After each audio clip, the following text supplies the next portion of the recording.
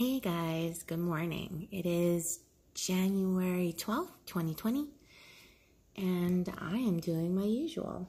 I get up early in the mornings. I make coffee. Right now I'm doing laundry. And sometimes I go out and I get groceries, but I don't feel like it today. I felt like making another video, whether people see it or not, because this is kind of like my video journal of this chapter of life, turning 40 in a month and a half, and now mom's spinal mets journey. And I just want to thank everybody for reaching out, for people who have had relatives like this, that have told me that medicine has changed. This isn't 40 years ago anymore. You know, she's going to have a long life with this cancer, and that's great. You know, I'm really happy about that, because that means that the pill therapy is impossible. We may get chemo. We'll see after this hormone therapy by pills makes a difference. If it does and it's working, she doesn't need chemo in the future. Anyways, you know, these are all good things. And for those who have been wondering how mom's been coping, she's not coping. She's actually come to terms with this diagnosis. And my mom's always been very religious. She is a Roman Catholic, and she truly believes that if God's bringing her home, and this is the way he's bringing her home, that's it. And she's lived, 80 years. So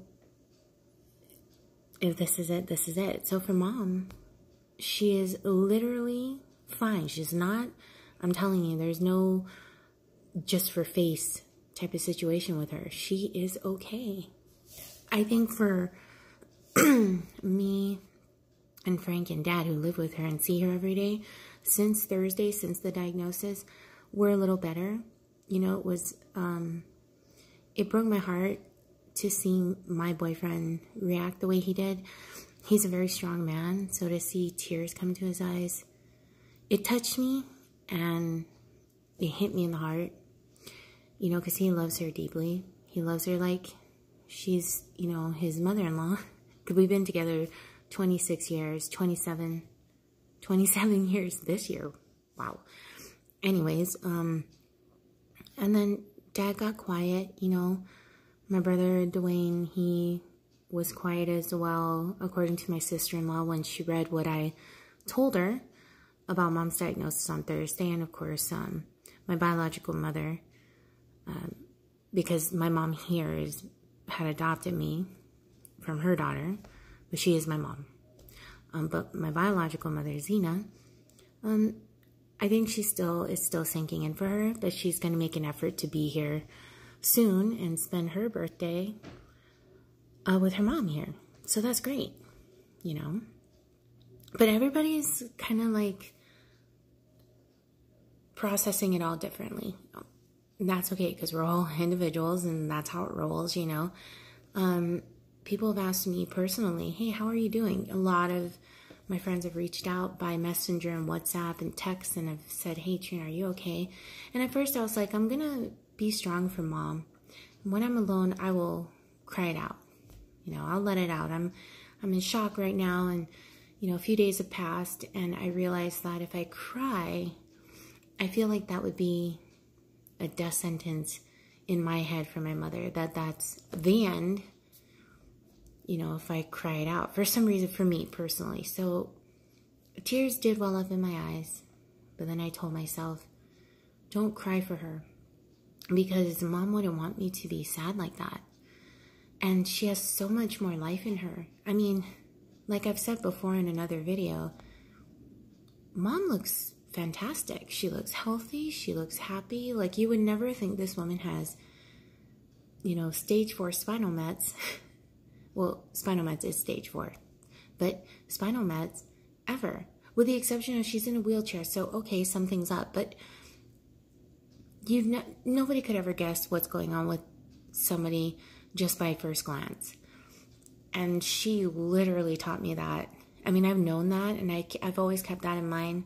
When I see people in public, I always smile. I never assume anything from anyone. When I use the electric scooters in the grocery stores or Walmart, I am very self-conscious of what people think of me because I'm a fat girl. So sometimes I wonder if the person who just looked at me thinks, oh, she's just using it because she's lazy. She doesn't want to walk. And here I am with like bone spurs, like 14 of them between both feet.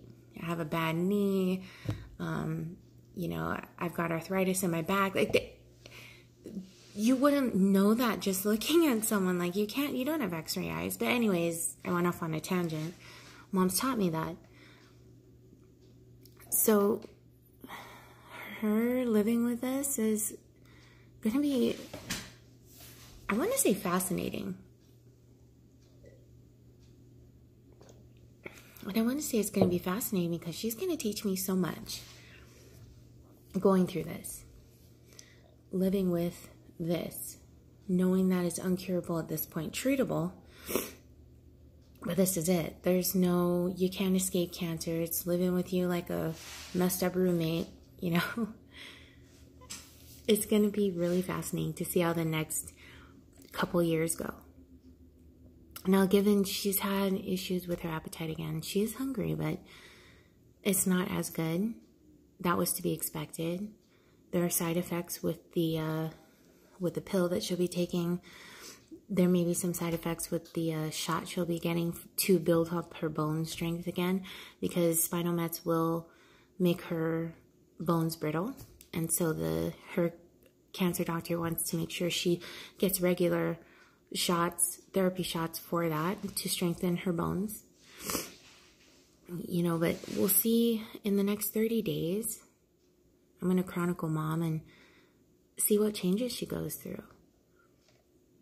But for me personally, I think genuinely I'm going to be okay. I'm a little nervous.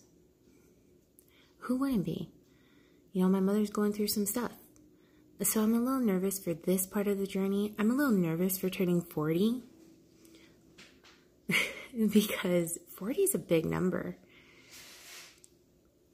40 years on this earth. Wow. Like, that's, I mean, it's not a lot. Like, Mom's 80. She's double my age. But, you know, I never felt my age. I never have.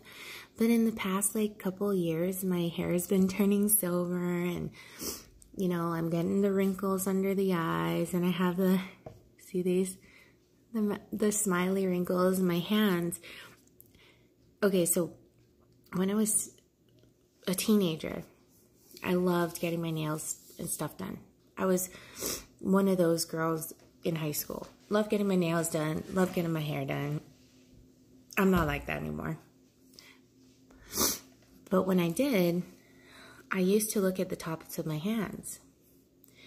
And they were smooth, and the skin was smooth, and my hands were beautiful. And then I'd always look at them through the years, and I'd notice, okay, a wrinkle here and there. And then they started wrinkling more, and my fingers started having more stretch marks, you know, across the fingers and up into the fingertips, and age just started kicking in. And now that I'm hitting 40, wow, nothing wrong with it. And I'm not going to celebrate it in a big way. I am going to celebrate my 40th. I always celebrate birthdays. They're a big deal for me and my family. But I'm not going to have a big bang kind of thing, because I don't feel like 40 is a milestone, but I think 50 well deserves like a cruise and fireworks. But hitting 40, it's crazy, man. 40 years on this earth. 40 years, and what have I accomplished, you know? So there's some stuff to think about before my birthday. So much going on. So much. But, you know, thanks for watching. If you've made it this far, I appreciate it. And a lot of my videos are going to be just me talking like this. So if you're interested in my thoughts and everything, keep following me. Subscribe and smash that like button, as they say, those youngins. And I will talk to you soon. Have a great day.